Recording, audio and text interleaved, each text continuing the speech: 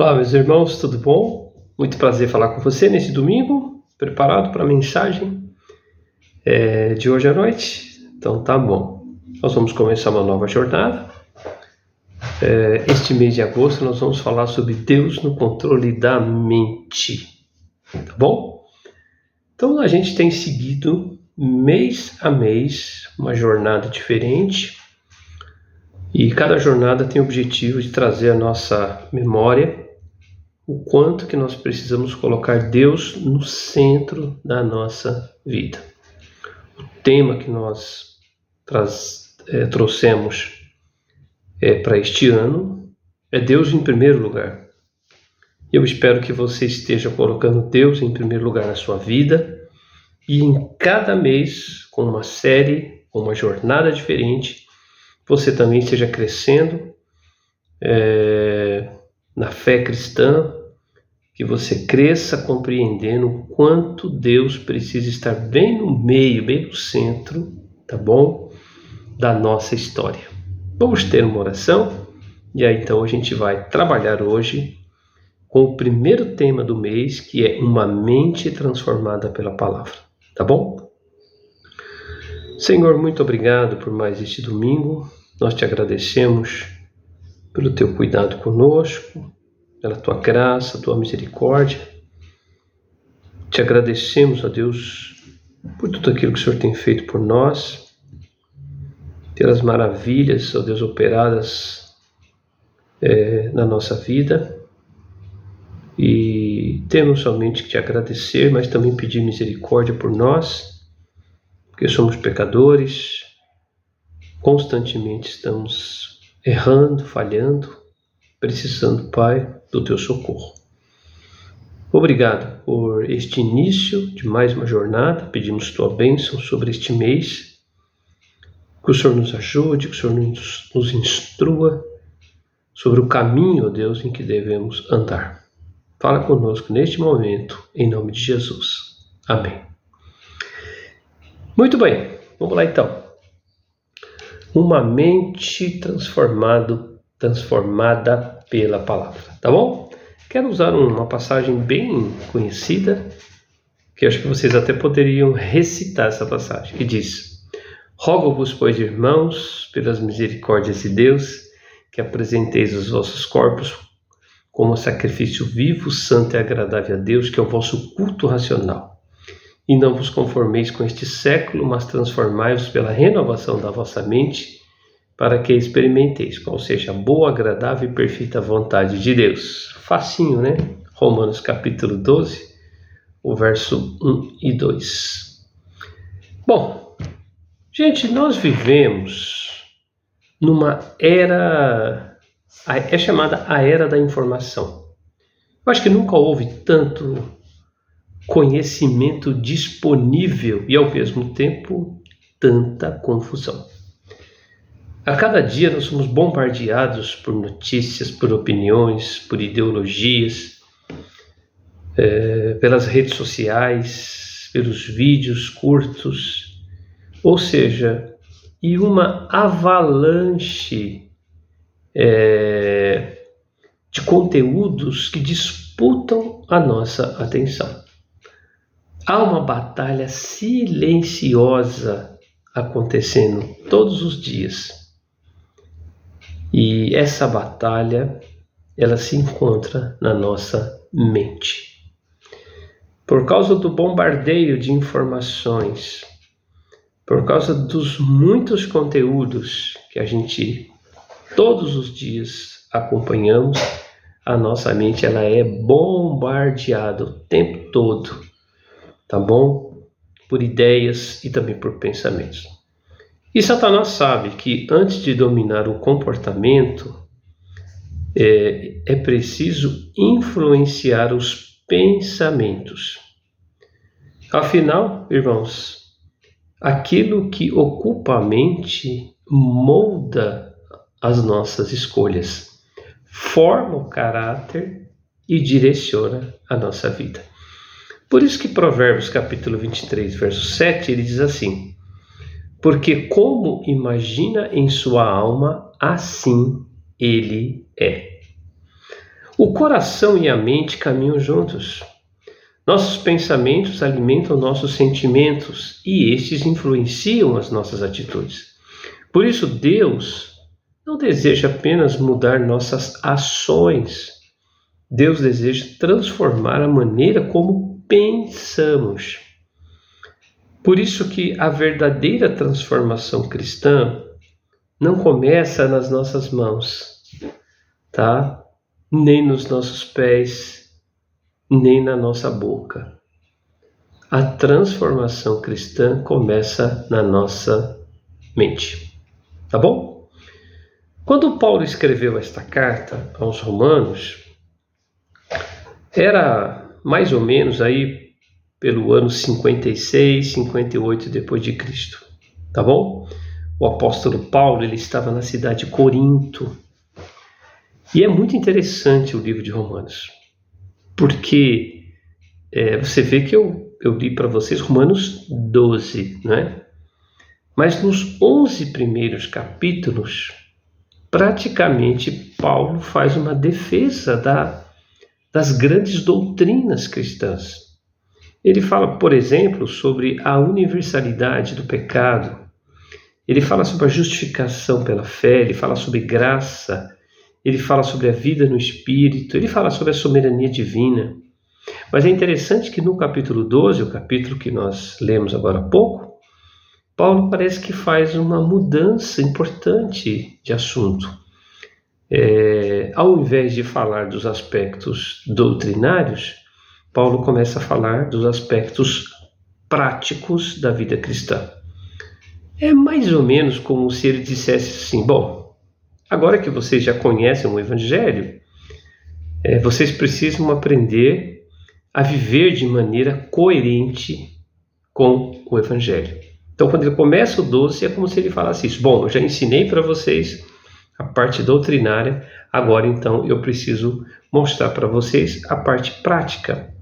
Por isso que a vida cristã, ela começa com a graça, a nossa salvação, mas ela continua mediante uma mente renovada, uma mente transformada. Por isso que uma vida transformada é resultado de uma mente continuamente renovada pela palavra de Deus. E eu acredito que nós precisamos, meus queridos, de grandes mudanças o tempo todo. A gente vai seguindo, a gente vai ficando velho na vida cristã, a gente vai ficando ranzinza, a gente vai ficando calejado e de repente parece que não acontecem mais mudanças. A gente precisa mudar a nossa maneira de pensar. Bom, eu quero fazer algumas considerações sobre este trecho que nós lemos de Romanos capítulo 12, o verso 1 e o verso 12. E a minha primeira consideração é que uma mente transformada, ela rejeita o padrão deste mundo, tá bom? Uma mente transformada, ela rejeita o padrão deste mundo. Por isso que Paulo diz no trecho: não vos conformeis com este século.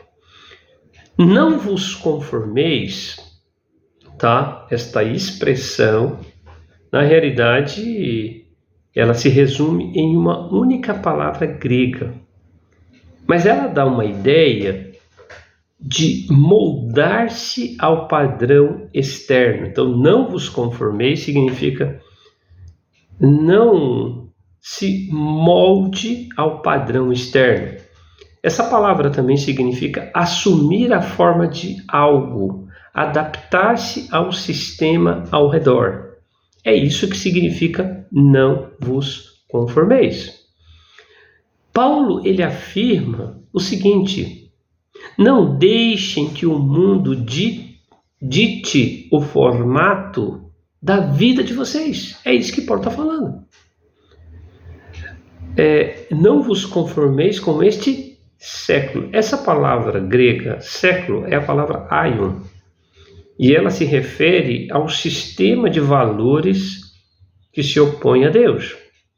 O mundo tenta moldar nossa maneira de pensar por meio de muitas coisas. Por exemplo, de um relativismo moral, de um individualismo, de um materialismo, sei lá, talvez de uma busca por sucesso e aparência. O mundo tenta nos moldar a partir dessas ideias. E Paulo, ele não diz que nós devemos fugir da sociedade, mas que nós devemos permitir, mas nós não podemos permitir que ela determine nossos valores. Vou repetir essa frase. Paulo não diz que devemos fugir da sociedade, mas que não devemos permitir, tá, que o mundo determine quais são os nossos valores. Este é o grande problema. Em Efésios capítulo 4, do verso 17 ao verso 18, nós aprendemos que nós não devemos andar como também andam os judeus. Desculpa, os gentios. Ele diz, não andeis também vós como andam os gentios. 1 João capítulo 2, de 15 a 17, ele diz, não ameis o mundo. Por isso que conformar-se é viver sem questionar. É aceitar como normal aquilo que Deus chama de pecado. É deixar que a cultura dite nossa identidade. O cristão, ele não vive contra as pessoas, mas ele resiste aos padrões que contradizem o evangelho. Tentem imaginar uma massa de argila, barro, né? Tentem imaginar. E quando essa argila ela é colocada dentro de uma forma, tá bom? Em pouco tempo, essa massa de argila ela assume exatamente o formato do molde. Queridos, assim acontece conosco. Se não permitirmos que Deus molde nossa vida, inevitavelmente seremos moldados pela nossa própria cultura, pelos costumes do mundo, pelos hábitos populares. Ou eu permito que Deus molde a minha vida, ou eu serei moldado pelos padrões deste mundo. Por isso que a pergunta não é se estamos sendo influenciados, a pergunta é quem está moldando a nossa mente? Ou seja, quais vozes têm ocupado os seus pensamentos? O que é que influencia mais suas decisões? É a palavra de Deus? São os nossos hábitos, a nossa cultura? Mas a orientação de Deus, ou seja, não se molde, tá bom, a este mundo. Vamos seguir. Uma mente transformada, ela é renovada pela palavra de Deus. Interessante que o texto diz, não vos conformeis, e aí ele diz, mas transformai-vos pela renovação da vossa mente. Essa palavra transformai-vos, no grego, é a palavra metamorfose, tá? E essa palavra metamorfose é uma palavra trazida literalmente do grego para nós, mas ela significa transformação, tá? E essa palavra, ela se refere a uma transformação interior que produz mudanças exteriores. Gente, é o mesmo termo utilizado na transfiguração de Jesus, lá em Mateus capítulo 17. Lembra? Jesus ficou transfigurado, ou seja, Jesus teve uma metamorfose, ou seja, de um homem, Jesus resplandeceu na sua glória. Ali foi uma metamorfose.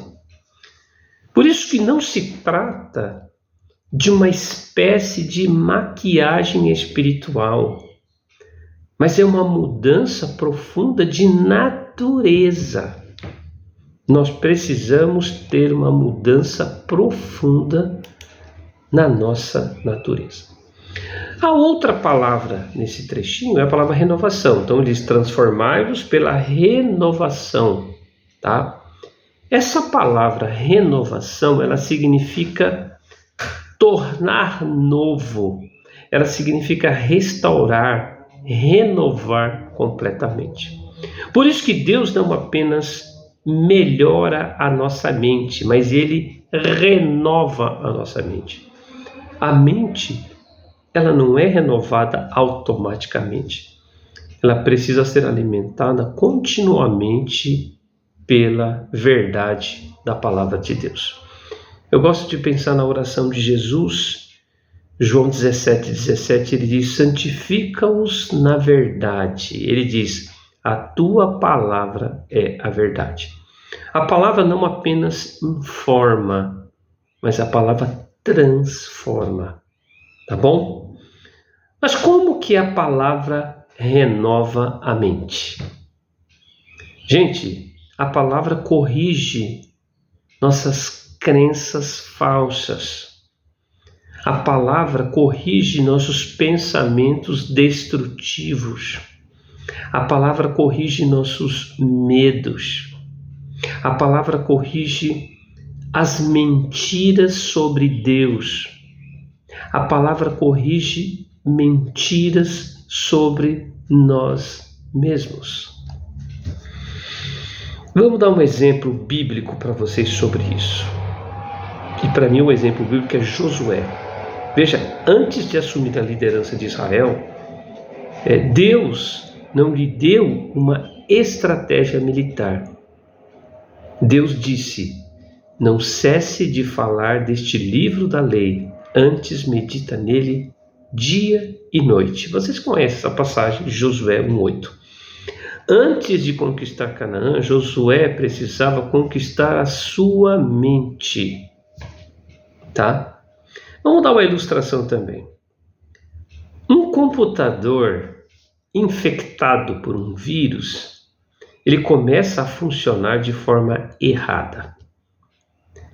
É preciso remover os arquivos corrompidos e instalar um sistema saudável. É isso que os técnicos fazem. Assim acontece conosco, meus queridos. O pecado instalou um vírus em nossa maneira de pensar.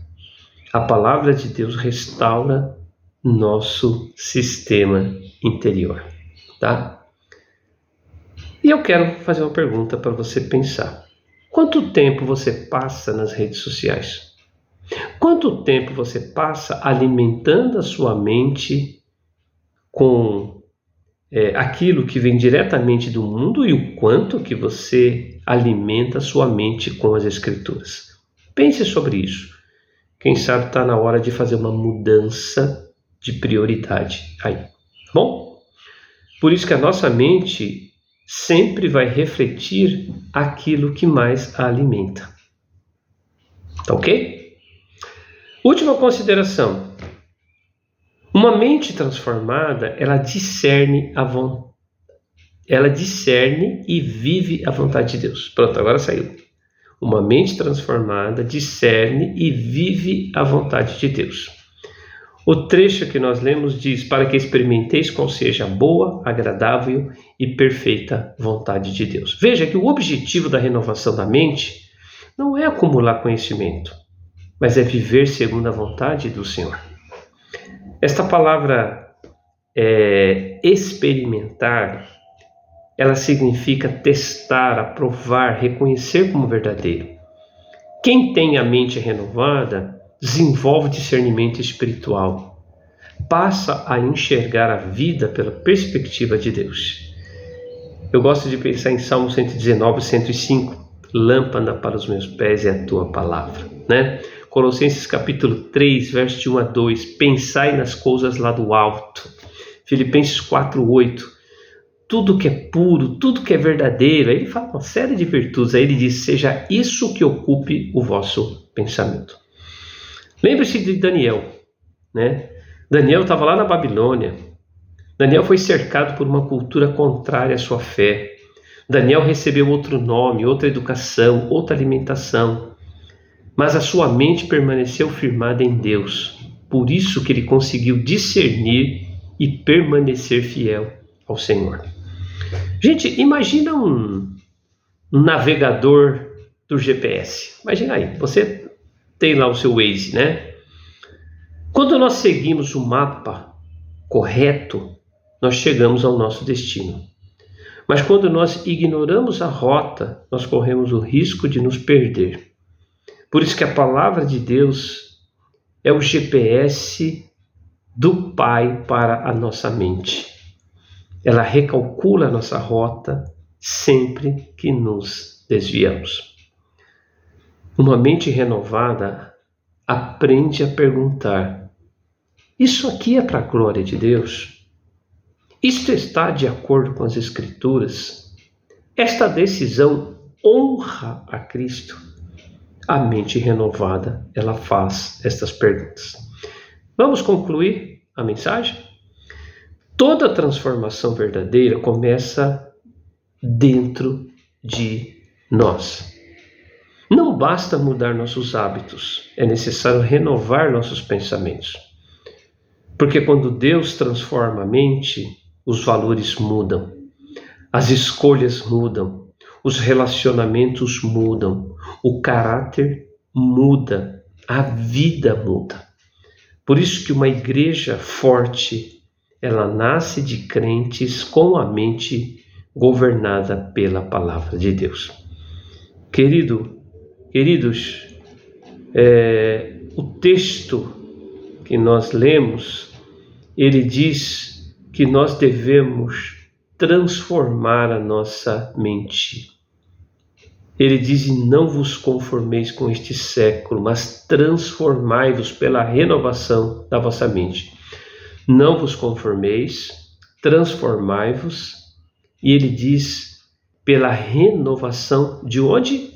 Da nossa mente. Por isso que esta nossa primeira mensagem trata sobre uma mente transformada pela palavra. É isso que eu quero deixar para vocês nesse domingo, tá bom? Deus abençoe, forte abraço e um beijo no coração. Tchau, tchau.